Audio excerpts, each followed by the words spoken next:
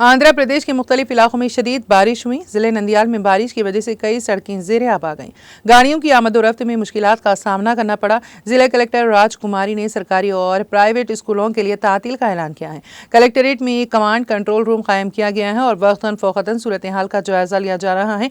परकाशम जिले में भी शदीद बारिश हुई। ओंगोल शहर में मुसलसल बारिश की वजह से सड़कें ज़ेर-ए-आब आ गईं। हुकाम ने कुत्तापट्टनम, सिंगारायाकोंडा और टेंगुरू मंडलों के साहिली देहातों में रहने वालों को अलर्ट कर दिया है। मुकामी अफराद को बाज़ आबादकारी मराकज़ मुंतकिल कर दिया गया है। परकाशम जिले के बाज़ मंडलों में सैलाब के इम्कान के पेश नज़र इंतजामिया को अलर्ट कर दिया गया है। गडालूर, दर्शनी और कोंडापल्ली हलकों में सुबह से ही मूसलाधार बारिश हो रही है। पामुरू तहसीलदार ऑफिस और MPDO ऑफिस के अहाते में पानी दाखिल हो गया। कोड़ी गुल्ला पाड़ू गाँव के करीब नेकलागंडी वागू और कमलामपुड़ू के करीब नासा वागू तालाब की सतह में इजाफा हो गया है। बारिश का पानी घरों में दाखिल होने से आवाम को शदीद परेशानी का सामना है।